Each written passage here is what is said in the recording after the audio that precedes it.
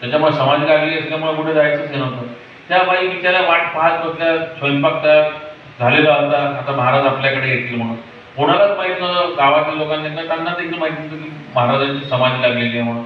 महाराज बरोबर जे परगावून येणारे जे काही भक्त मंडळी होती, तर त्या भक्त मंडळींनी देखील पाहिलं की महाराज यांच्याकडून भिक्षा घेऊन बाहेर पडलेले आहे म्हणून. नंतर महाराजांनी थोडे त्यांना प्रसाद दिला. त्यांच्याबरोबर महाराज मग ज्यावेळी तिथे चौकशी केली, गर्दीत चौकशी केली, त्यावेळी तिथल्या भक्त लोकांनी सांगितलं की महाराज आज सकाळपासून समाधी अवस्थेमध्ये आहे.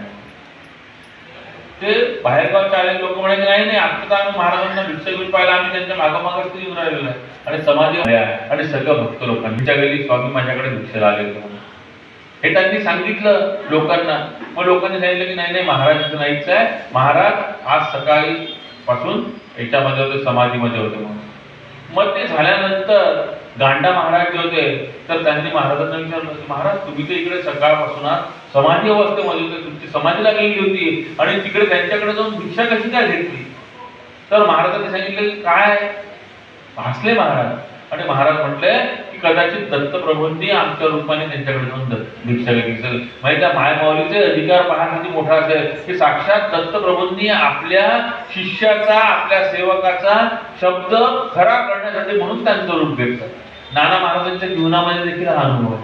एकदा नाना महाराज खूप थकलेले होते आणि त्यांचे जे पुत्र होते शंकर भैया म्हणून, तर त्यांना वारंवार शौचाला लागलेले होते आणि जावं लागायचं त्यांना वारंवार शौचालय.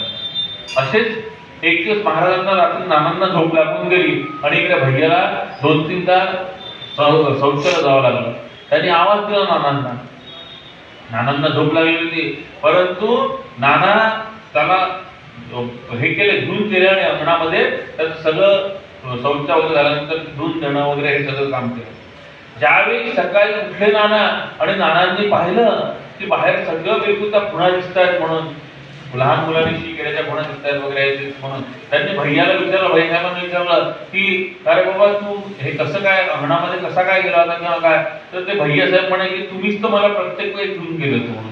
त्यावेळी अक्षरशः नानांच्या डोळ्यामधून पाणी आलं आणि नाना म्हणे की तुम्ही मला महाराजांना प्रार्थना करायला लागली की महाराज तुम्हाला माझ्यासाठी हे खालचं काम करावं लागलं, माझ्या मुलाची तुम्हाला शिजवून द्यावं लागेल आणि तुम्हाला माझ्यासाठी उठावं लागलं म्हणून. इतकी एकत्व जे आहे, इतकं एकत्व शिष्य आणि गुरुमध्ये निर्माण व्हायला.